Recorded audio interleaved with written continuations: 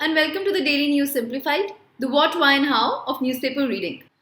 Today we'll be analyzing the Delhi edition of the Hindu newspaper dated 20th January 2019. Today's discussion will take place in two parts. One part will be covered by me and the second part will be covered by my colleague Ms. Shubhangi Sharma. The topics to be discussed today are reflected on your screen and the timestamping for the same has been provided in the description box below. So let's begin. This news appears as a small snippet on page number 15 and is talking about what is embodied logic. In this news, this concept of embodied logic has been provided in the context of the plant Venus flytrap. So in our discussion, we'll be talking about the plant Venus flytrap as well as the embodied logic. From its syllabus, it will form a part of both your general issues on environment ecology as well as will fall under the topic of general science. Before we talk about what is embodied logic, we first have to understand the mechanism on which the Venus flytrap plant works. Now, the Venus flytrap is basically a carnivorous plant notable for its unusual habit of catching and digesting insects as well as even small animals. This picture here would show you how a Venus flytrap plant actually looks. As far as the habitat of this plant is concerned, it is native of the Carolina state, which is located on the east coast of North America. And this plant is usually found in damp mossy areas. As you can see in this picture here, the second one at the bottom, this plant basically has two circular lobes. And these circular lobes, as you can see, have these tiny teeth. As you can see in this picture, when an insect lands on this plant, these two circular lobes can actually fold together and can enclose the insect inside. So this is how a Venus flytrap actually works. An insect will come and land here between the two lobes. Then due to the external stimuli of pressure, these two lobes will shut close. So what is to be noted here is that this action of the Venus flytrap to shut close both of its lobes is triggered by the pressure which the insect exerts on these lobes. Other thing which you need to keep in mind is that Venus flytrap is a photosynthetic plant. Therefore, it does not rely on the carnivory for its energy, but instead it uses the nitrogen-rich animal protein to survive in marginal soil conditions. As we have just seen, this Venus flytrap is found in damp mossy areas which are usually devoid in nitrogen and phosphorus. So this Venus flytrap does not use these insects for energy but rather uses the nitrogen-rich animal protein of these insects to survive in soil conditions when they do not get adequate phosphorus or nitrogen. Now coming to what is embodied logic. We now know that even without a brain or a proper nervous system, the Venus flytrap can make very sophisticated decisions as to when snap shut on catching potential prey as well as when to open if it has accidentally caught something it cannot eat. So the Venus flytrap works on something called the embodied logic. So technically, when any system, whether natural or artificial, uses external stimuli to make sophisticated decisions, then that is based on what is called embodied logic. In case of Venus flytrap, the external stimuli was the pressure exerted by the insect on the lobes of the plant. So embodied logic becomes very important to us because by using this principle of embodied logic, scientists can create 3D materials which can very well work on this principle of embodied logic. That is, these materials will work on an inbuilt if and then logic. That is to say, if an external stimuli is available, then in that condition, that material can act in a certain way. So therefore, scientists are now trying to make materials which through its physical or chemical properties or designs can determine multiple responses based on external stimuli.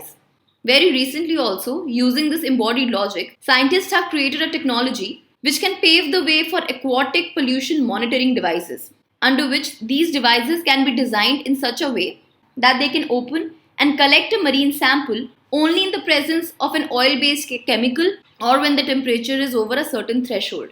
What it simply means is that scientists have made a monitoring device which will work, that is, it will open and collect marine sample only when certain kind of oil chemical or a certain kind of temperature exists around its surrounding, thereby again working on the principle of embodied logic. So what you need to take away from this discussion is the details about the Venus flytrap plant. Secondly, what exactly is the principle of embodied logic? And thirdly, where can this principle be used? Now, though long time back, but a similar question on insectivorous plants was asked in the year 2010. The question was asking why some species of plants are insectivorous. The right answer to this question was B, They are adapted to grow in nitrogen deficient soils and thus depend on insects for sufficient nitrogenous nutrition. Like we had discussed for Venus flytrap as well, many insectivorous species live in freshwater bogs where nitrogen is not present in available form because the pH of the water is extremely acidic. Even the Venus flytrap plant is found in damp mossy areas.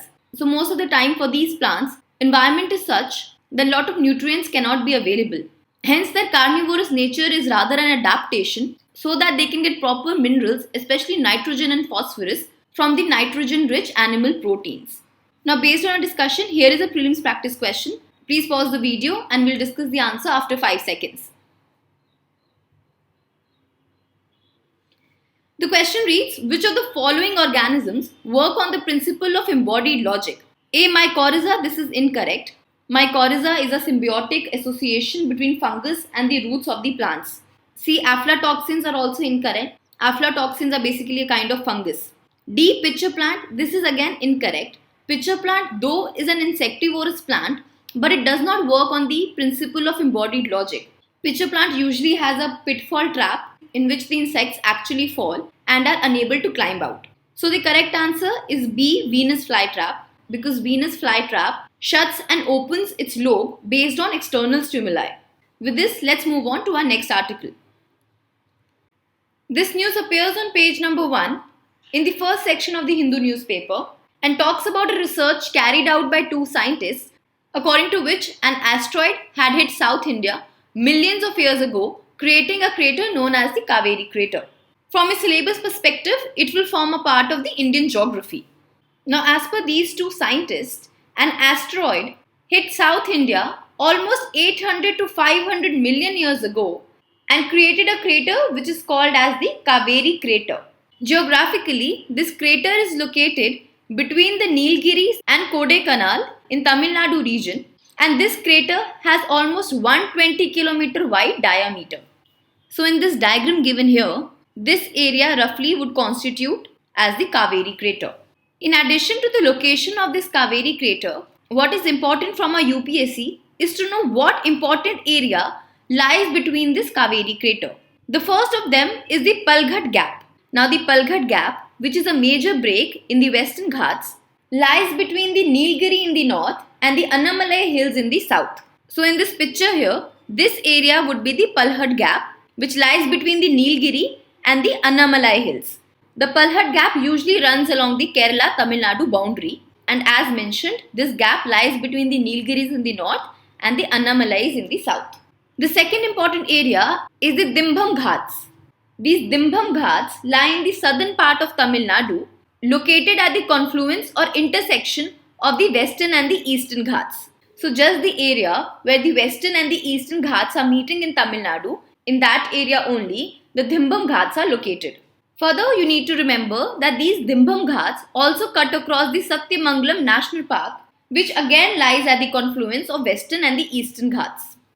Another similarly related fact which you should know for your UPSC exam is that these Dimbam Ghats, the Satyamangalam National Park, as well as the Nilgiris, all these 3 lie at the intersection or the confluence of the western and the eastern Ghats in the state of Tamil Nadu.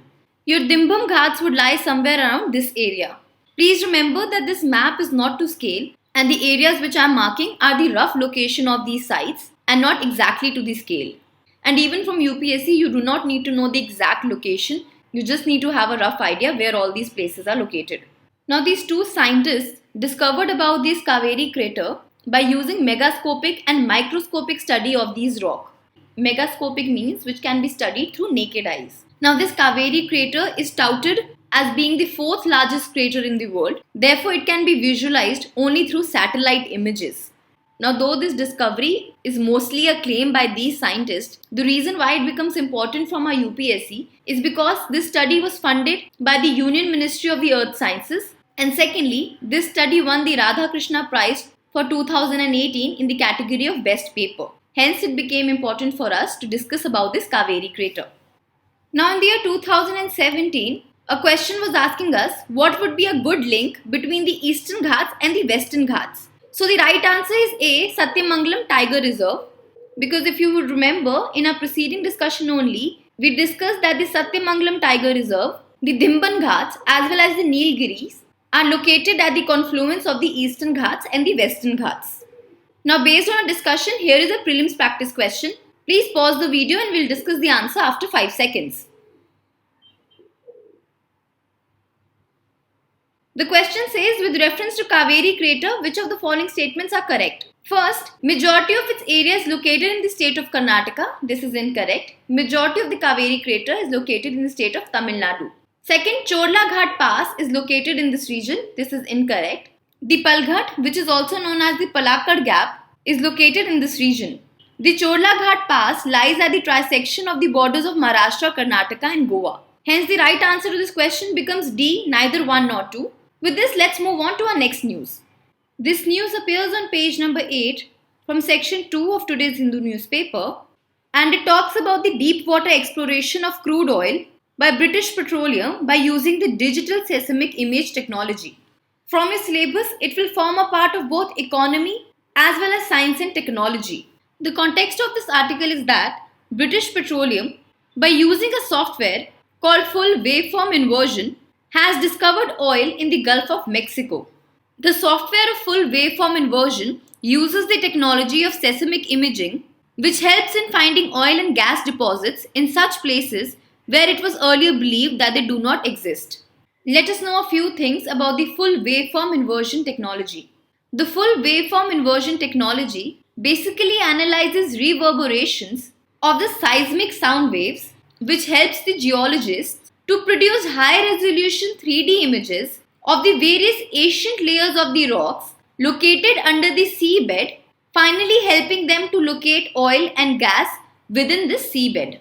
So what basically happens is that seismic sound waves are sent deep into the earth from where they bounce back when they hit underground rock structures. So when these reverberations, that is the sound waves, which bounce back from the floor of the sea, these seismic sound waves are used to create 3D images of the underground rock structures and formations which can possibly hold crude oil or natural gas. This full waveform inversion is more accurate than the previous surveying methods and also processes data in a matter of days as compared with months or years previously. That is, it also helps in faster processing of the data. So what you need to remember is that seismic imaging is a tool that bounces sound waves off underground rock structures to reveal possible crude oil and natural gas bearing formations. Let us understand few things about seismic waves for oil and natural gas exploration. Seismic waves are basically energy waves which are caused due to an explosion or breaking of rock within the earth. So basically it is the energy that travels through the earth and is recorded on seismographs, which is also used to study earthquakes. So for oil and gas exploration, the seismologists use ultra-sensitive devices called the geophones, which can record these seismic sound waves as they echo or reverberate within the earth. So this ultra-sensitive geophone device will record all those seismic waves which bounce back from the underground structures located at the seabed. Next, these echoes and reverberations are studied by the geophysicists who use them to calculate the depth as well as the structure of the various buried geological formations. This study and analysis helps them to identify oil and gas bearing reservoirs hidden beneath the earth's surface in the seabed. The reason this technology is very important is because it has offered an alternative to deep water exploration, which was a very costly business and also had a very high risk rate. Hence, this full waveform inversion is a major leap in the field of deep water exploration. Now, based on a discussion, here is a prelims practice question.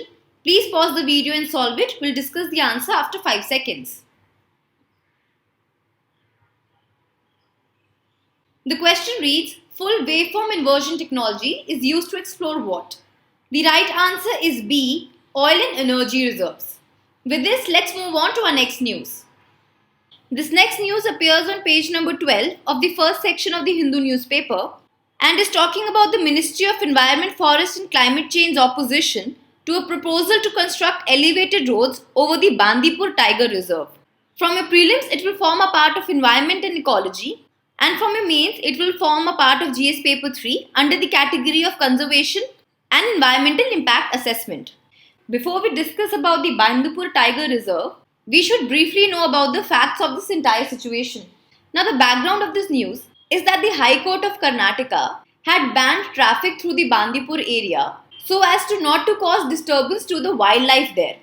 But the Kerala government challenged this decision of the Karnataka High Court in the Supreme Court of India, saying that this decision of the Karnataka High Court is causing a hurdle in the economic growth of the entire region.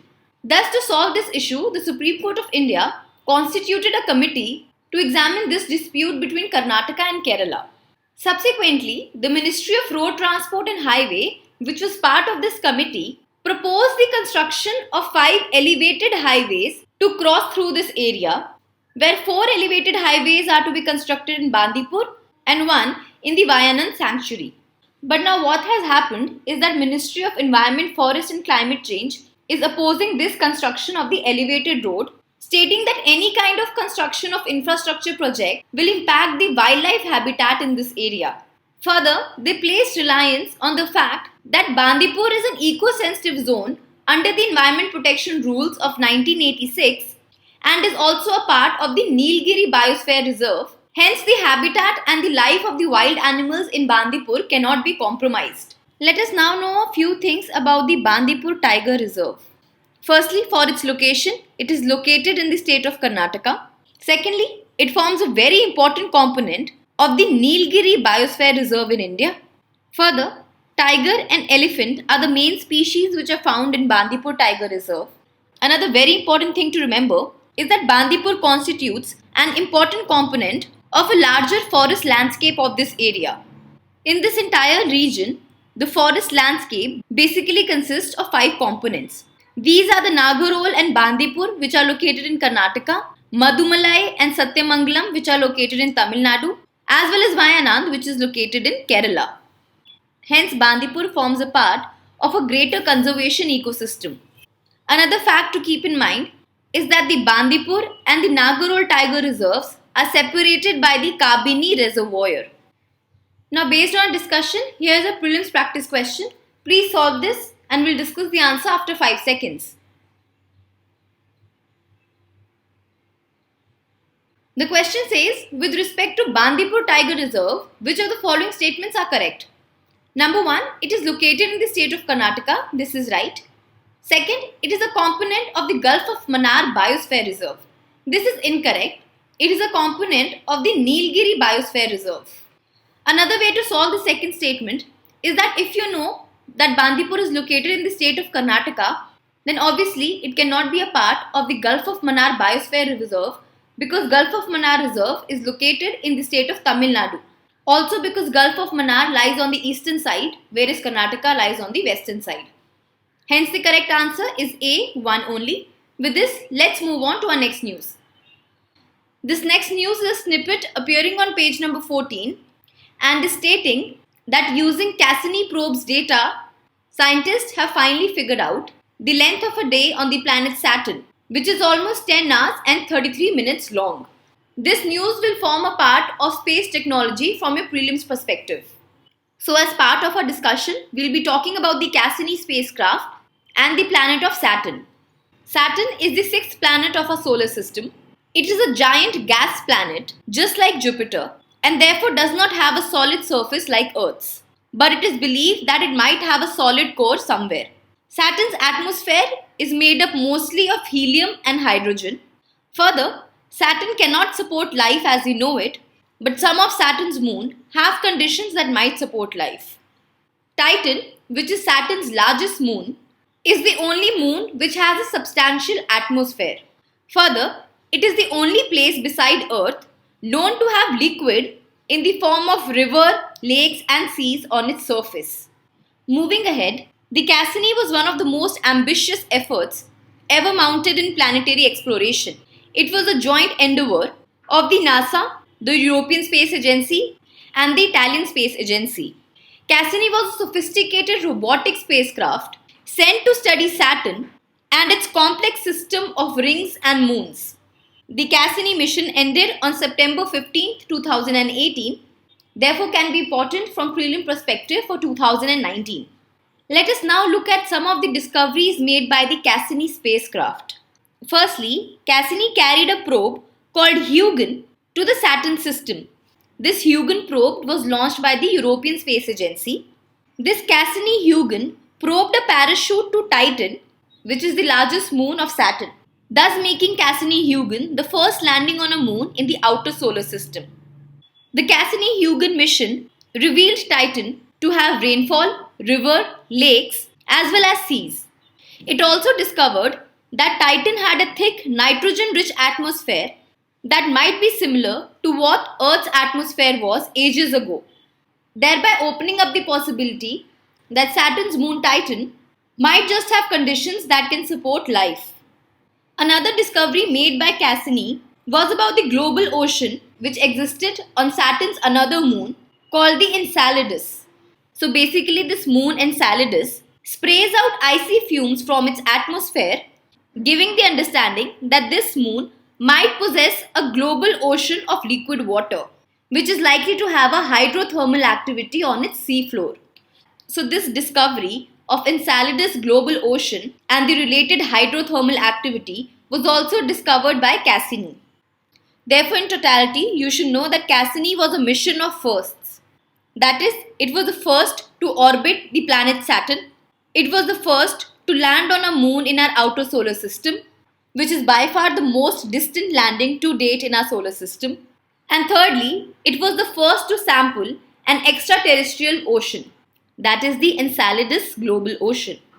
So though the Cassini mission has come to an end, but the enormous collection of data which it made about the Saturn will continue to yield new discoveries about the planet Saturn for the coming decades. With this, we come to an end for this discussion. Let's move on to our next news. This news has been taken from page number 7 from the part 2 of the Hindu newspaper and is talking about the demand of the SME in the foundry sector for funds from the government to upgrade their technology. So as part of a news analysis, we'll be talking about the Indian forging industry as well as the various concerns it faces today. From its syllabus, it will form a part of GS paper 3 in the category of Indian economy and related issues as well as in the subtopic of infrastructure. Before we talk about the forging industry, we first need to understand what exactly is the process of forging. Forging is basically a manufacturing process under which the metal is pressed, pounded or squeezed under great pressure so as to change its shape in order to convert it into high strength parts. To simply say, under forging, a metal is taken in the solid form and then thermal as well as mechanical energy is applied to it in order to change its shape so that it can be made into different parts. Another thing you need to remember is that forging is different from casting. Casting is the process where the metal is heated until it's molten, and then this molten or liquid metal is poured into a mold or a vessel to create a desired shape. So basically in casting, molten metal is used, whereas under forging, the metal is still in the solid state. Only thing, the metal is usually preheated so that it can become hot, and then mechanical energy is applied on it so that it can be converted into a desired shape. Now the Indian forging industry is traditionally considered as the backbone of the manufacturing industry. This is because it is a major input to sectors which support economic growth of the nation. That is, it provides input to sectors like automobile, railways, power, construction and mining equipment, general engineering, etc. Further, the Indian forging industry also has the capability to forge variety of raw materials like alloy steel, carbon steel, stainless steel, aluminium, etc. as per the requirement of the user industry. Let us now look at some of the concerns faced by the Indian forging industry. The first major concern is the continuous rise in the steel price. The forging industry is anxious over the continuous rise of steel prices in India and is living under the constant fear that if this trend continues, then it will defeat the Make in India project. Further, China, which is right now the biggest steel exporter in the world, will also get a competitive edge if the steel prices continue to grow. Second concern is the demand-supply gap. Though the forging industry in India has been showing a growth trend, yet there seems to be a huge demand-supply gap which is not being met by the steel manufacturers in India. Some of the reasons that can be attributed to this demand-supply gap is that the major players in the forging industry are reeling under high debts. Second, there has been a lower coal production by Coal India. Coal is one of the most important inputs for the forging industry. Thirdly, there has also been a significant rise in the prices of graphite electrodes, which is an immensely vital raw material for the steel manufacturers. Third problem faced by the forging industry is the lack of modernization. Compared to Japanese, American, European, Chinese or even Korean market, the technology and automation level in India is very much lower. According to one of the recent surveys, about 70% of the forging units in India are still a part of MSMEs who desperately need to upgrade their technologies. And it is for this reason only that the SME engaged in the forging industry is asking the government to provide them with fund so that they can upgrade their technologies and their equipments. The fourth and a very current concern is of electric vehicles. The government has renewed its focus on electric vehicles and aims to eliminate petrol and diesel cars by 2030. But the introduction of electronic vehicles will have an adverse impact on the Indian forging industry. The reason is that 60% of these Indian forging units are engaged in the automobile sector, which manufacture parts and components for these cars in the automobile sector. To give you an example, normal automobile uses internal combustion engine which has about 2000 moving parts, whereas an electric vehicle will have only 20 moving parts in its engine. So you can very well imagine if the demand falls down from 2000 to 20, how it would affect the forging sector.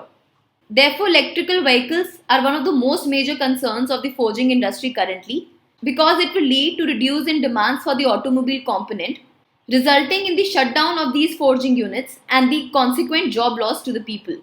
Therefore, to conclude, India is the third largest manufacturer of forgings in the world after China and European nations, and the forging industry is one of the major contributors to the Indian manufacturing industry. Hence, it is imperative that the government looks into all these concerns of the forging units, because if these forging units shut down, a major chunk of our labor force will go jobless because forging naturally is a very labor intensive industry, employing lots and lots of people and providing them with a means of livelihood. Based on our discussion, please try solving this mains practice question. With this, we come to an end for today's discussion. Let's move on to the question for the day.